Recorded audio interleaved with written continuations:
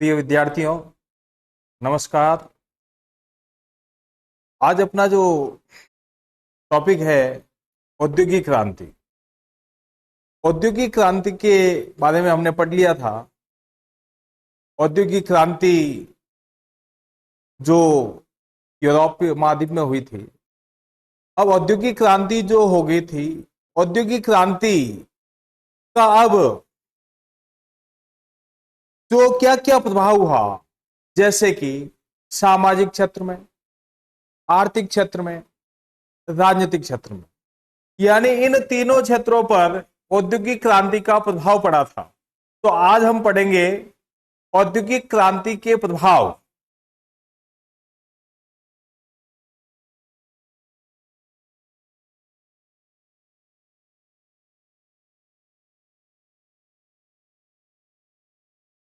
औद्योगिक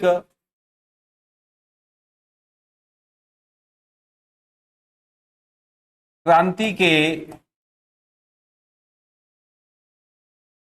प्रभाव, या इसको परिणाम भी बोलते हैं। परिणाम। अब औद्योगिक जो क्रांति थी, उस क्रांति का जो प्रभाव है, सबसे पहले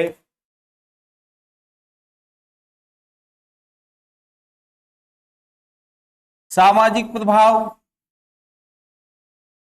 यानी समाज पर इसका क्या प्रभाव पड़ा। फिर उसके बाद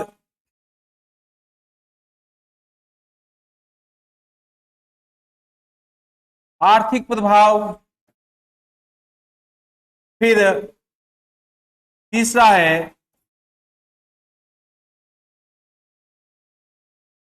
राजनीतिक प्रभाव।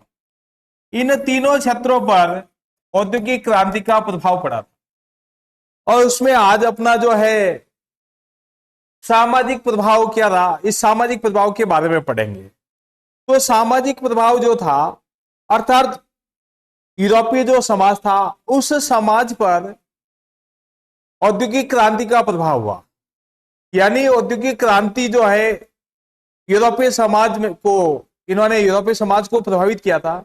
इसमें सबसे पहला अपना बिंदु है मध्यम वर्ग का उदय।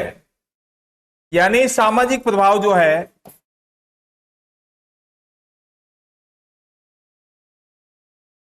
सामाजिक प्रभाव, इसमें अपना पहला पॉइंट है मध्यम वर्ग का उदय। मध्यम वर्ग का उदय। तो मध्यम वर्ग का उदय यानी यूरोपीय समाज में मुख्य रूप से दो वर्ग थे, अमीर वर्ग और गरीब वर्ग। कौन से? प्रमुख रूप से दो वर्ग थे। एक वर्ग था अमीर वर्ग और दूसरा था गरीब वर्ग। यानी क्रांति से पूर्व ये दो ही वर्ग थे, तीसरा कोई वर्ग नहीं था।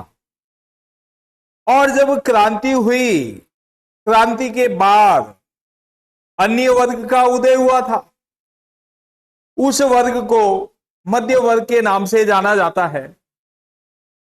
और क्रांति के परिणाम स्वरूप इस वर्ग का उदय हुआ था।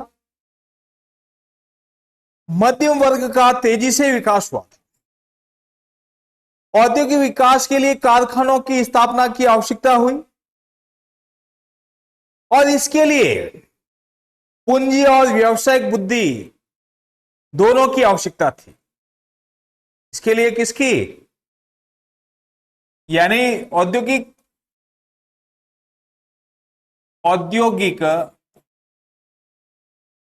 विकास के लिए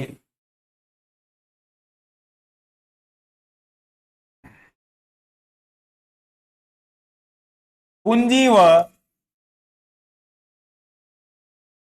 व्यावसायिक बुद्धि की आवश्यकता थी। पूंजी और व्यावसायिक बुद्धि की आवश्यकता थी। और उस समय पूंजीपति वर्ग था सामंत वर्ग। सामंतों के पास बहुत ही क्या थी, पूंजी थी। लेकिन सामंतों में पूंजी होने के बावजूद भी कौन सी बुद्धि नहीं थी, व्यावसायिक बुद्धि उनके पास नहीं थी। पूंजी तो थी सामंतों के पास, सामंतों के पास क्या थी, पूंजी थी, लेकिन व्यावसायिक बुद्धि उनके पास नहीं थी।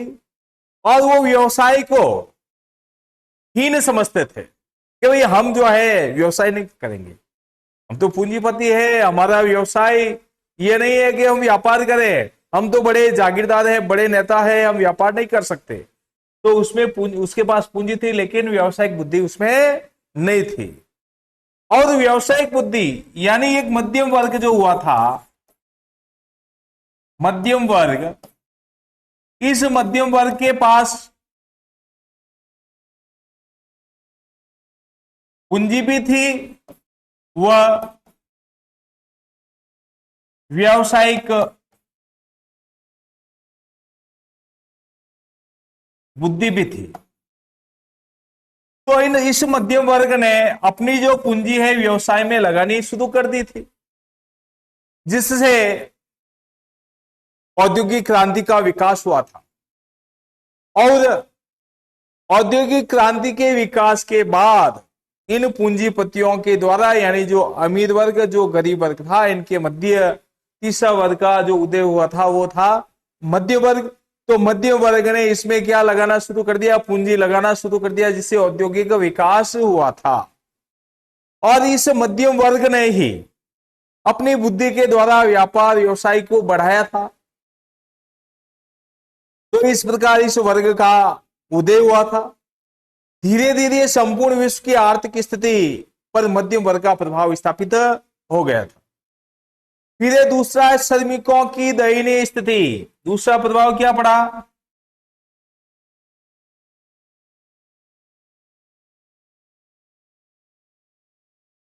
श्रमिकों की दयनीय स्थिति।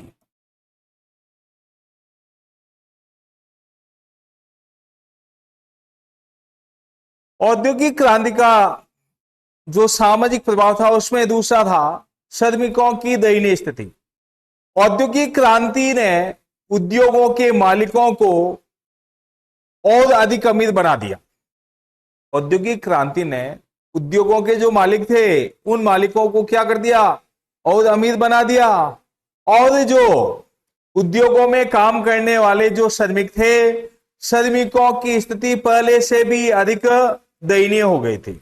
यानी अमीर अमीर बनते गए, अमीर अमीर अमीर बनते गए और गरीब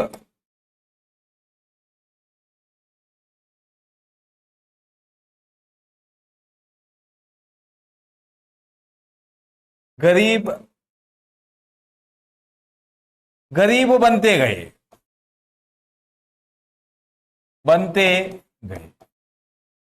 यानी श्रमिकों की स्थिति बहुत ही क्या हो गई थी, दयनीय हो गई थी।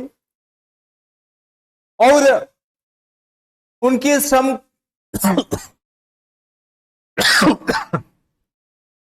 श्रमिकों को उनके जो है श्रम की उचित मजदूरी भी उनको नहीं मिल पाती थी, क्योंकि उनका अधिकांश लाभांश यानी श्रमिकों का जो वेतन था, जो उनको जो मेहनताना मिलता था, वो भी उनको पूरा नहीं मिल पाता था। इसलिए उनकी स्थिति बहुत दयनीय हो गई थी। उनके श्रम की मजदूरी उनको पूरी नहीं मिलती थी, उन्हें कम से कम मजदूरी दी जाती थी, अर्थात गरीबों का, अर्थात श्रमिकों का शोषण किया जाता था और उनसे ज्यादा से ज्यादा काम लिया जाता था, मजदूरी कम दी जाती थी। और उनको प्रतिदिन 12 से 15 घंटे काम करने पड़ते थे। कितने, प्रतिदिन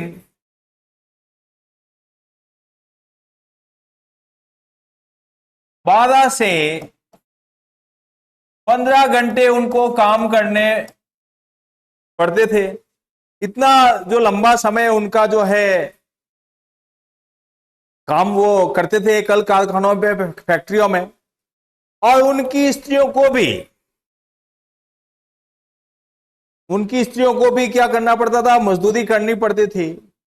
और मजदूरी जो है उनको भी लंबे समय तक, यानी जिस प्रकार ये 12 से 15 घंटे काम करते थे, लेकिन मजदूरी उनको कम मिलती थी और उनसे उनका गुजारा भी नहीं चलता था। तो उनकी स्त्रियों को भी क्या करना पड़ता था, मेहनत मजदूरी करनी पड़ती थी, कल कारखानों में काम करना पड़ता था। और उनके जो छोटे छोटे जो बच्चे थे, जिनकी उम्र 6-7 साल की थी, उनको भी कल कारखानों में लगा दिया जाता था। तो उस समय श्रमिकों की स्थिति बहुत ही क्या थी, दयनीय थी। और वहां कल कारखानों में किसी तरह की कोई साफ सफाई नहीं थी। श्रमिकों की और कोई ध्यान नहीं दिया जाता था। कल कारखानों में दुर्घटनाएं भी होती थी, श्रमिक बीमार भी हो जाते थे, उनकी और विशेष ध्यान नहीं दिया जाता था। अर्थात श्रमिकों की स्थिति बहुत दयनीय थी। फिर इसके बाद तीसरा जो है सामाजिक प्रभाव में, तीसरा जो कारण था, संयुक्त पारिवारिक प्रथा का छिन्न भिन्न होना।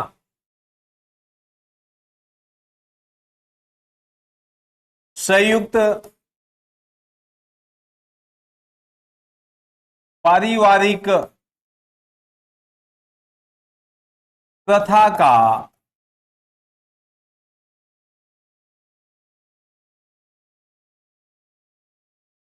छिन्न भिन्न होना।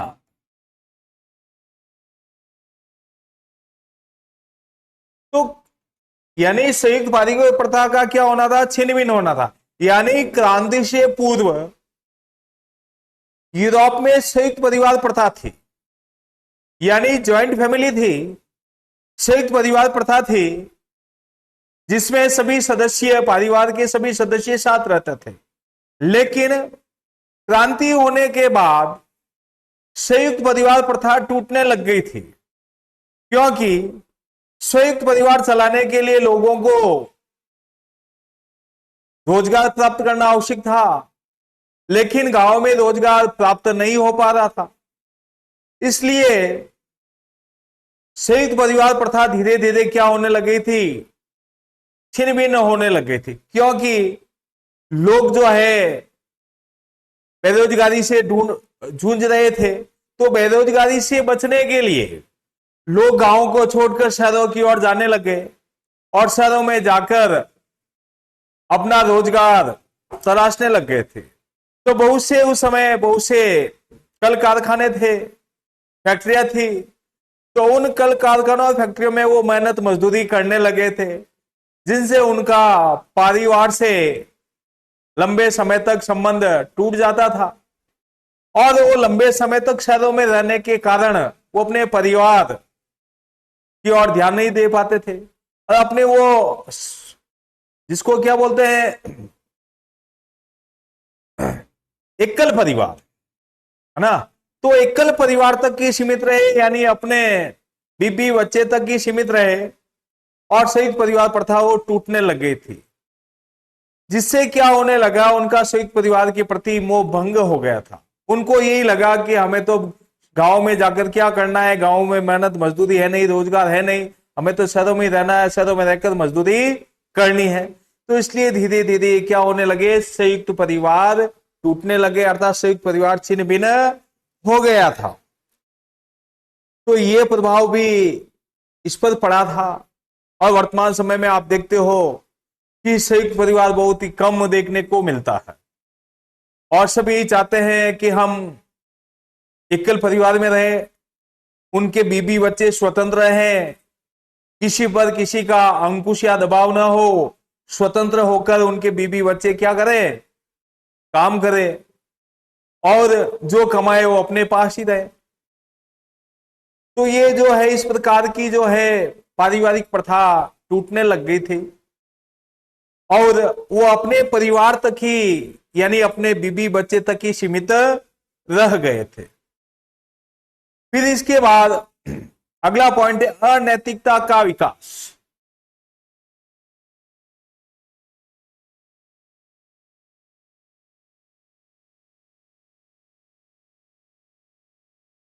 अनैतिकता का विकास।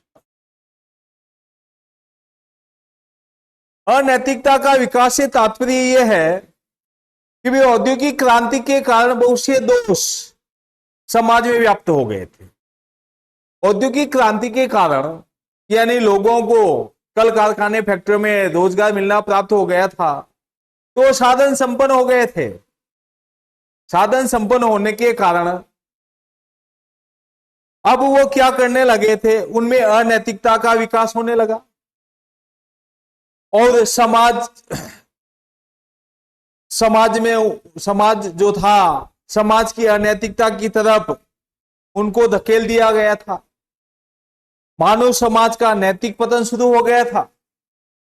यानी जो नैतिक पतन क्या हो गया था, नैतिकता का पतन हो गया था, अनैतिकता की ओर अग्रसर हो रहे थे। और भौतिक समृद्धि से शराब और जुआ का प्रचार प्रसार भी इतना बढ़ गया था कि समाज पतन के गर्त की ओर जा रहा था। पतन की ओर क्या कर रहा था, समाज जा रहा था। व्यभिचार, अनाचार, दुराचार और स्वार्थपरायणता आदि प्रवृत्तियों का विकास होने लग गया था।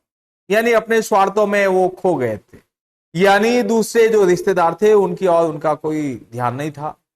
तो इस प्रकार धीरे धीरे अनैतिकता का विकास हुआ था और इसमें और अधिक सहयोग दिया गया। दुर्भाग्यवश इस बुराइयों का सबसे घातक प्रभाव निम्न श्रेणी के लोगों पर अधिक पड़ा था। नेक्स्ट है जन स्वास्थ्य की समस्याएं। इसमें क्या है,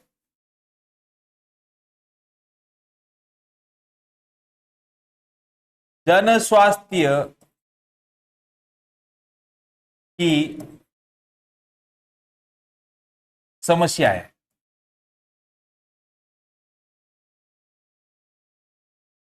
औद्योगिक विकास के साथ साथ शहरों में रहने वाले लोगों के स्वास्थ्य की समस्या भी अपने आप में एक खतरनाक रूप में प्रकट हुई थी, क्योंकि अब गांव छोड़कर लोग शहरों में गए थे, तो शहरों में उनको रहने के लिए अच्छे स्थान प्राप्त नहीं हुए थे, अच्छी बस्तियां प्राप्त नहीं हुई थी, उनके पास शहरों में रहने के लिए मकान नहीं थे। तो शहरों में वो कहां रहने लगे थे, यानी एकांत झुग्गी झोपड़ियों में रहने लग गए थे, गंदी बस्तियों में रहने लग गए थे। और शहरों की चमक दमक जो थी वो उनको प्राप्त नहीं हो रही थी, गंदी बस्तियों में रहने लग गए थे, जिसके कारण उनके स्वास्थ्य पर बुरा प्रभाव पड़ा था। और बुरा प्रभाव पड़ने के कारण उनके स्वास्थ्य की ओर वो ध्यान न दे सके। तो इस प्रकार अस्वास्थ्य प्रदूषित वातावरण में काम करने, गंदी बस्तियों में रहने तथा शुद्ध पेयजल की व्यवस्था न होने के कारण अनेक रोगों के वो शिकार हो गए थे। कारखानों की चिमनियों से निकलने वाले धुएं ने भी नगरों का वायुमंडल दूषित कर दिया था। पेट्रोल तथा डीजल से चलने वाली गाड़ियों ने वातावरण को और भी प्रदूषित बनाने में सहयोग दिया था, जिसके कारण शहरों का वातावरण दूषित हो गया था। परिणाम स्वरूप जन स्वास्थ्य पर बुरा प्रभाव पड़ा था। फिर गंदी बस्तियों की समस्या।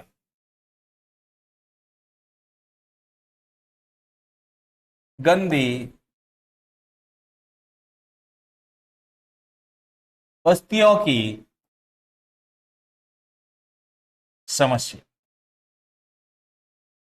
तो गंदी बस्तियों की समस्या जैसे कि आपको पता ही है, शहरों की जो जिंदगी जो है चकाचौंध की होती है और शहरी जो खर्चा भी बहुत महंगा होता है। और वहां जो लोग गांवों को छोड़कर शहरों में जाते हैं तो उनको जो है अच्छे मकान मिलना दुर्लभ होता है, नहीं मिल पाता है। तो अपने जो है रोजगार प्राप्त करने के लिए उनको गंदी बस्तियों में, झुग्गी झोपड़ियों में रहना पड़ता है। तो वो इस प्रकार जो है लोग जो है शहरों की भीड़ भाड़ होने के कारण उचित स्थान यानी उचित मकान नहीं मिलने के कारण, मिले तो महंगा मिले लेकिन वो उनको खरीद नहीं पाते, किराए पर नहीं ले पाते। अगर वो महंगे मकान खरीदेंगे, किराए पर रहेंगे, तो फिर अपने परिवार का खर्चा वो किस प्रकार चलाएंगे। इसलिए उनको मजबूरन होके गंदी बस्तियों के पास अर्थात कल कारखानों के इर्द गिर्द या बहुत संकीर्ण गली मोहल्लों में उनको मकान मिल पाता है, जिसके कारण वो इसका शिकार हो जाते हैं।